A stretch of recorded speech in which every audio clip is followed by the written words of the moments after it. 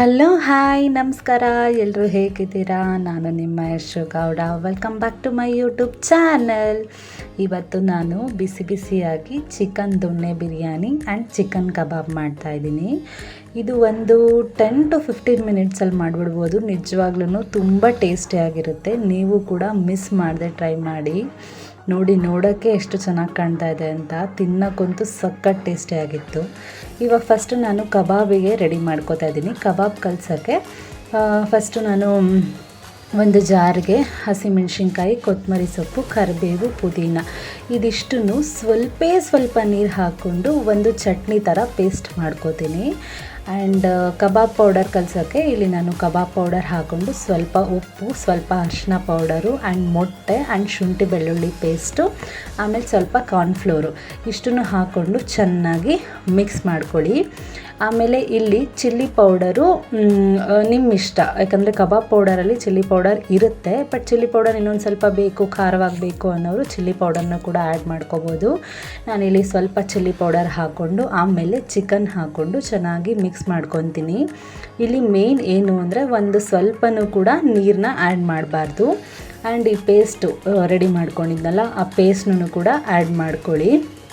ಇದನ್ನು full mix ಮಾಡಿಕೊಂಡು ಒಂದು 10ರಿಂದ 15 ನಿಮಿಷ ಮ್ಯಾರಿನೇಟ್ ಮಾಡೋಕ್ಕೆ ಇಟ್ಬಿಡಿ, ಫ್ರೀಝರಲ್ಲಿ ಇಟ್ಬಿಡಿ.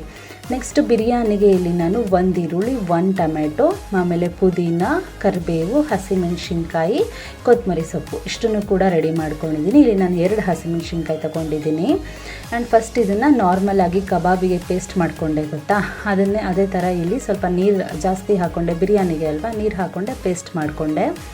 ಆಮೇಲೆ ಸ್ವಲ್ಪ ಕುಕ್ಕರಿಗೆ ಇವಾಗ ಸ್ವಲ್ಪ ಎಣ್ಣೆ ಹಾಕ್ಕೊಳ್ಳಿ.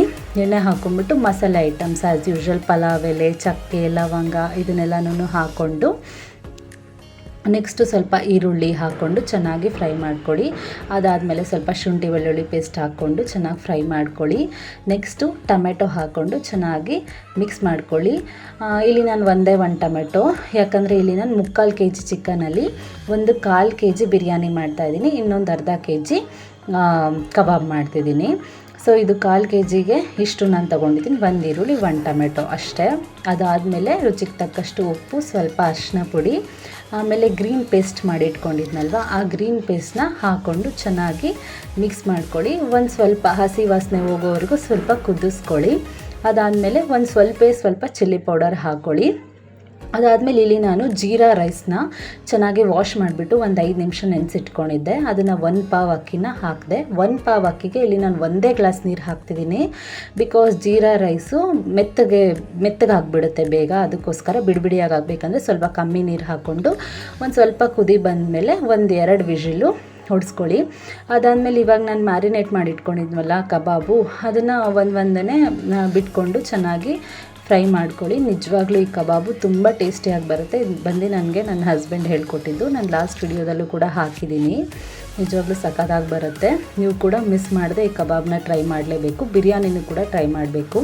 ಆ್ಯಂಡ್ ಕಬಾಬ್ ಸ್ವಲ್ಪ ಬೇಯ್ತಿದ್ದಂಗೆ ಸ್ವಲ್ಪ ಬೆಳ್ಳುಳ್ಳಿನ ಜಜ್ಕೊಂಬಿಟ್ಟು, ಬೆಳ್ಳುಳ್ಳಿ ಮತ್ತು ಕರಿಬೇವನ್ನ ಲಾಸ್ಟಲ್ಲಿ ಹಾಕಿಬಿಟ್ಟು ಚಟಾಪಟ ಅಂತ ಇದು ಮಾಡ್ಕೊಳ್ಳಿ.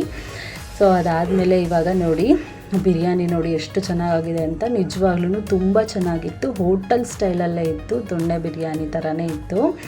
ನಿಜವಾಗ್ಲೂ ಸಖತ್ತಾಗಿತ್ತು. ನೀವು ಕೂಡ ಮಿಸ್ ಮಾಡದೆ ಟ್ರೈ ಮಾಡ್ಕೊಳ್ತೀನಿ.